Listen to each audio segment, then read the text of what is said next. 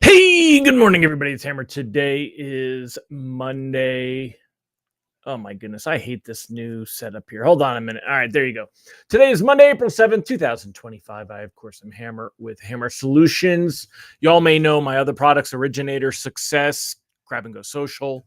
Those are all under the Hammer Solutions umbrella. Anyway, good morning, y'all. Welcome to our daily mortgage rate update, the only place on the web where you can join me live each and every weekday morning, 9:30 a.m. Eastern Time, coming to you from the Great Smoky Mountains here in Western North Carolina.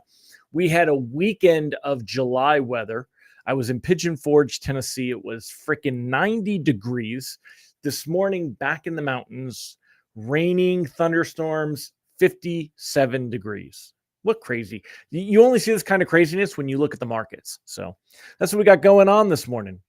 If you're here this morning, say good morning. If you're watching the replay, go ahead and give me a hashtag replay. Let me know that you're here, or let me know that you were here. Always appreciate it either way. Remember, you can go ahead and sign up and get a notification if you would like to be reminded that I am going live each morning. We send out a text alert, so if you with the links, so you can hop on. If you would like a notification, it's hmmr.io. That's our cool short code, and it's /reminder. Or you can use this cool QR code over here. If you're on your phone, take a screenshot. Later on, you can go back to your photos, click on that screenshot, and it'll actually do the same thing as if you did it with the camera, which I love that feature. That's so amazing. So cool that they've finally gotten these QR codes to work really well. So let's go ahead and say hi to all the live folks here this morning, all of my wonderful friends. Good morning, Michael Love. Kyle Mazikas, great to see you, sir. Mallory Fotiadis, good morning. Mike Brown, Taylor, Henry, Amber, Moser, good morning. So, y'all, I hate to be so cliche as to talk about the weather, but what's the weather like by you? Is it normal April weather? We've had such odd weather March and April. It was so cold, and then it gets warm for a couple of days, and it gets really cold. It's just been it's wreaking havoc on everything. It killed off a couple of strong limbs on our little mini magnolia tree, and some bummer stuff. I'm curious, what's it like for y'all? Good morning, Mr. Ron Siegel. Ron says today there's a whole lot of things going on. It's National Coffee Cake Day or National Beer Day. I'll go with coffee cake over beer for me. I'm not a beer guy either. You've beaten anorexia. Good for you. Yeah, you're going coffee cake. So, good morning, Jessica Wells. Good morning, Amy Blauser, James Mahan, Sean Segaloff. Sean, you go to Pigeon Forge? Yeah, it's a crazy, crazy place. I don't go there often. We had friends that wanted to stay there, so we went there. It gets a little nuts. We'll do Pigeon Forge. You do it a couple times a year, I guess, but almost begrudgingly. But I do enjoy it. I'll be out there in August for the Jeep. They call it the Jeep Invasion. So, and again, because we have friends that really love going there for that, so we'll go there for that. Good morning, Thomas Wolf, Charlie Bedita. Great to see you, sir. Tim Klyla, great to have you here. Megan Lindberg. Sean says, Ron, I need to have coffee cake to wash it down with a beer. Yeah. Ugh. Bernie Brickler, good morning. Christy says that Texas weather, it's like that as well. 4 seasons in one day. It's just definitely, however you feel about global warming or climate change or whatever we want to call it, definitely some odd stuff. Siegel, what's it like in California, man? Is it different weather than usual in California? Good morning, Brandy Brickler. She says it's cold in Texas. Tim Klyla lives in Michigan, and Michigan's crappy weather most of the time until you get to July anyway. Freezing this morning in Indiana for Jay Tolliver. Christy Reeser, it's freezing. It was super warm last week. Dave Holland, San Diego's terribly cold at 71. Yeah, I know. But you know what? But you've got a lot of other weird things going on there. Candido Diaz, good morning, sir. It's snowing in Massachusetts. Yeah, you can have that, man. You guys can have that. So, all right, enough with the weather.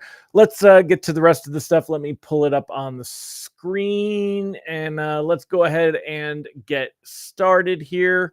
We'll start with a quick recap, and I'll bring up what's going on with the other monitor here. Let's go ahead and do that. All right, so Friday was not a good day for mortgage bonds. Let me show you down here. Let's see if we can't zoom in on this 48-hour chart here. So this was Thursday, but in front of these dotted lines, this is Thursday. This was Wednesday. And right here between this line and this line, this was Friday. And you can see Friday. I'm going to zoom in. I'm going to do a 2-day. So we're only going to see today and Friday. So on Friday, things were actually pretty stable here ahead of lunchtime. Remember the jobs data came out at 8:30. And it didn't really, I mean, look, it didn't cause any huge, we didn't see any huge sell off because of the jobs data. There's no spike lower, there's nothing there, but it was kind of a slower, steadier loss, a little climb up, a loss, climb up through the day. But as we get through the afternoon, it really started to tumble and we lost ground. So this is our text alerts, by the way. In fact, here, let me do the side by side and I'm going to just tweak these over a little bit so there you go. So you can, I'm going to tweak it a little bit more. It looks like, let's do that. Okay. So these are the text alerts. You can sign up for these at www.textlock or text at ratetextalerts.com. I'll get it one of these times. But anyway, take a look here. Let me make this smaller so it gets above the, there you go. So there you are. I wanted to, hopefully this doesn't get, okay, it didn't. So take a look here. Friday morning, we started the day, we were up 21 basis points when most lenders set pricing. And then the 10-year yield was at 3.94. This was a big deal. We had seen that 10-year break below 4%. Problem is it didn't end the day there. If you take a look here, it ended the day at 4.01. And if you look a couple hours earlier, Friday afternoon, I did send out a text alert warning, hey, bonds have lost ground. Lenders may consider repricing worse. No need to panic, but lock accordingly. And the lock advice today, I'm kind of in a stance of locking anything closing near term. We're taking a look right now. Mortgage-backed securities currently down 2 basis points on the day. All right, so rate sheets today are going to be worse than Friday morning because we lost all that extra ground. We were up 21 basis points, ended the day down 6. When pricing came out on Friday, generally we were around 100.60. Now we're at about 100.30. When you take a look at where rates, they were better than where, like, Mortgage News Daily ends the day at 6.6, but that's probably with reprices worse. So you probably saw 6.5 on Friday morning, and then it got a little worse in the afternoon. So we're still kind of seeing rates that are obviously the best rates we've seen this year, but they're nowhere near what we saw last September. And we've talked about that before. The outlook right now, it doesn't look likely that we're going to get to there either. Reprice risk on the day is moderate. Expect more volatility to find its way into bonds today. Now, stocks, of course, are just totally blowing up. They continue to blow up with all of this different stuff going on over in the economy with, you know, the tariffs and the reaction to tariffs and everything that's going on here. Nobody really knows how to deal with this because we haven't had something like this before. So you see a lot of volatility. There's a lot of uncertainty. All right. So S&P 500 set to enter a bear market after falling 20% from record. JP Morgan CEO Dimon urges a quick resolution. European equity slump. The crypto's Trump rally evaporates. Good time to buy into crypto again. Treasury yields edge higher. And that's the thing. Like, we're not seeing money from stocks getting into bonds anymore. So you're not seeing bonds continue to drop down tremendously. Where we go from here is, I hate to sound so wishy-washy and give you nothing, but it's anyone's guess. A lot of people are guessing, and I'm going to argue that it's anyone's guess. When you take a look here at expectations of Fed rate cuts, markets are now pricing in a May cut. This is May 7th, the next Fed meeting. They're pricing in a 40% probability of a May cut. So although it's still, it's a little worse than a coin flip, the Fed is not going to cut rates at this meeting. Powell came out on Friday and said that the Fed was just gonna, they're in a good level to ride this out and see where things go. They expect everything to be nuts. Now, Trump jumps on Truth Social and he puts out posts about how, Jerome should cut rates, but Jerome doesn't really care what Powell says. The Fed, when you only have, the only tool you have is a hammer, everything looks like a nail. the idea that we're going to see inflation because of tariffs, when you drive prices up 25%, that's what's going to happen. The problem is, and here's where it comes in, the Fed, by raising their Fed funds rate, they're not going to, it's not the right tool to fight inflation, because generally you see inflation because you got wage growth, you've got more demand than supply. Well, this inflation is caused artificially by everybody raising their price because of the tariffs. If the Fed were to double the Fed funds rate, it's not going to bring inflation down. So is the Fed really fighting inflation? Now, I haven't heard anyone else talking about that, and maybe I'm just some redneck out here in the Smoky Mountains, but I don't know. That doesn't make a lot of sense to me. So looking at the market to cut rates, this is arguing because of the idea that we could see, more economic weakness, more labor market weakness. Now, remember, on Friday, unemployment ticked up to 4.2%, but number of jobs created came in much higher than expected. Danielle DiMartino Booth over here at the Daily Feather, she made some arguments, some really valid arguments about why we saw improvement in that data. Arguing that a lot of the federal workers that aren't yet unemployed, they're on severance, they are on. I'm looking for where she talks about it here, but they haven't been let go, right? She also talks about how the number of people that are looking for jobs, what different segments they are in, things like that, that there's some economic labor market weakness here is what she's kind of pointing out to. But the idea, I mean, markets are pricing in that we could see a cut by May. And remember, we're at 4.25 right now, 4.25 to 4.5. So the chance of this is 1, 2, 3 cuts, 4 cuts, 5 cuts. Markets are pricing in a very solid 4 cuts, somewhat of 5 cuts. I'm seeing a lot more headlines talk about 5 Fed rate cuts, but I think that they're just, they're pushing headlines. But they're looking for, this doesn't necessarily have to correspond to the number of cuts. It depends on, as you go back here and you look at kind of where they're going, that's they look at like a 1/4 point cut each time. But if the Fed really was afraid the economy was drowning, they could do what they did in September and do a 1/2 point rate cut right off the bat, or after a couple 1/4 point cuts or anything like that. So when we're looking at what's going on here, markets are still trying to deal with it. The question is, what effect is all this having on mortgage rates? And that's kind of where we're at, is that rate sheets are just not improving much. We're seeing a reversal here in mortgage bonds. They're struggling to hold steady on the day, but they're really not. They're not improving. We didn't see a rebound from Friday. So you want to cautiously float to start the day. But overall, let me go ahead and just edit this. I'm going to say,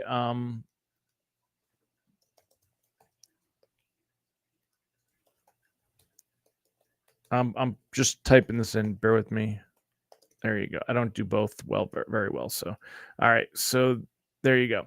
So if I'm starting out the day cautiously floating everything, but I would be very open to locking anything closing in the next 15 days, especially if we see a bigger sell-off here in mortgage bonds. We want to watch this 10-year treasury yield. It's back above 4. It did not stay below 4 on Friday. So we started the day at 3.89 or 3.899. So we'll call it 3.9. So we started the day at 3.9 on that 10-year treasury yield, but we ended the day at 4.01. All right. So it did not stay low here. Is the bottom line. It did not stay low. It did work its way back up. This morning, it's kind of flat. So even though you see this big line, the reason you're seeing this big candlestick here, and we'll go ahead and put this on 3 months so you can see it a little bit bigger. The reason we're seeing that big candlestick is that it started out lower on the day, and then it ended the day higher. So on the 10-year treasury yield, that's what you're seeing. But we actually stepped from here to here, which was a small movement on the day. It's just that we didn't retain all of those, that extra gain watching it drop. Now, if we see this, the 10-year right now is at 4.04. We're well below all the technical levels. There's really no argument over, a near term technical support. For mortgage-backed securities, we could argue that it would be 100.21, this level that we saw like over here. This is actually, let me put this full screen and get my head out of the way. I'll show you guys.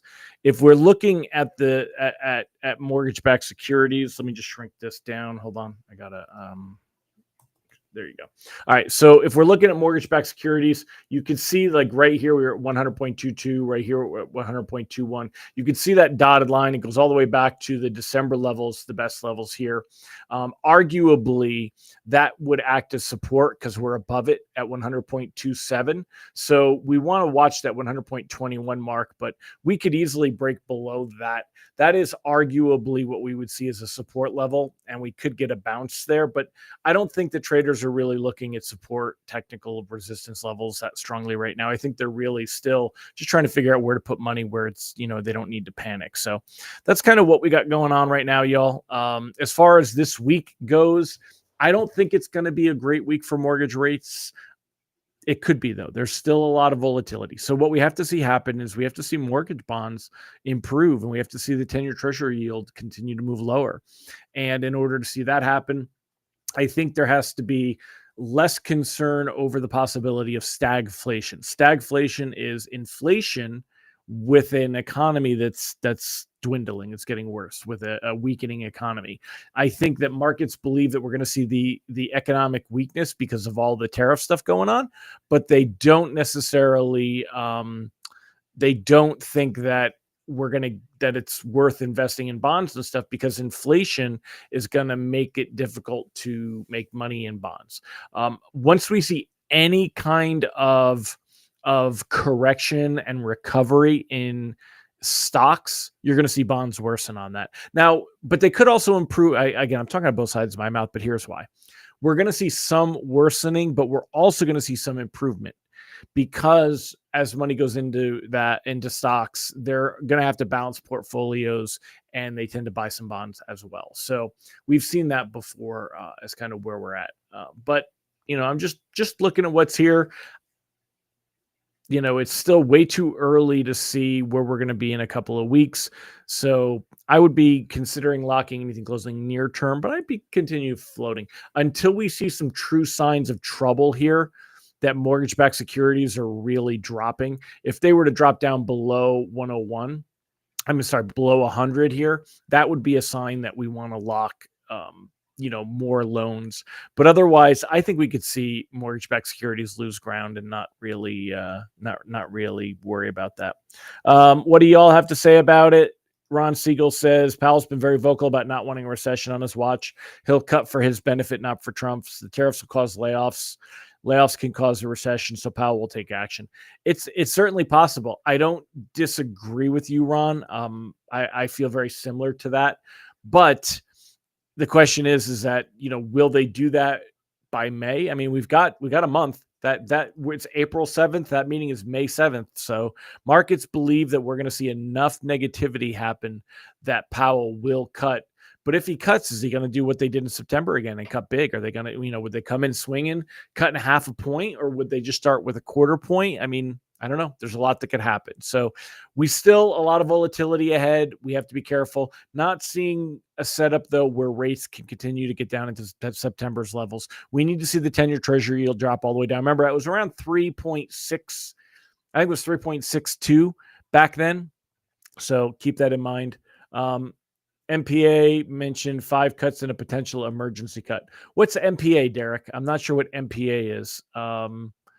Mortgage something? Is that magazine? There's no emergency cut. They absolutely do not need an emergency cut. An emergency cut comes when we have an emergency in the economy. Right now, stocks are getting nailed, but the economy itself is not like, losing its mind.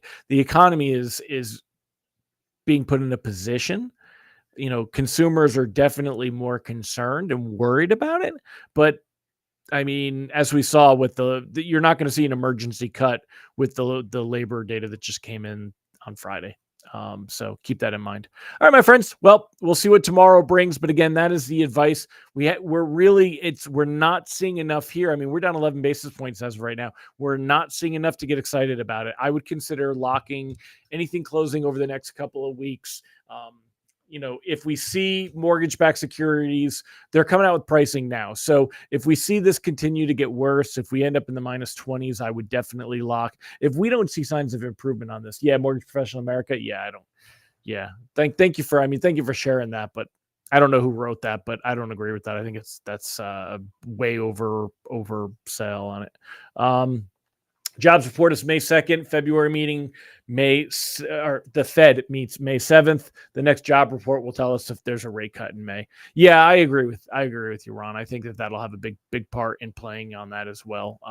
But we could also see a lot happen between now and then, and it would point to whether there's a clarity to a cut. And we'll see what markets continue to bet on. Right now, it's 40% expectation that we could see a cut. Let's see if this jumps up and this drops down as we go over this week, and we'll see where it brings. All right, my friends, I hope you all have a fantastic week. I will see you tomorrow. Make it a great day. Bye-bye.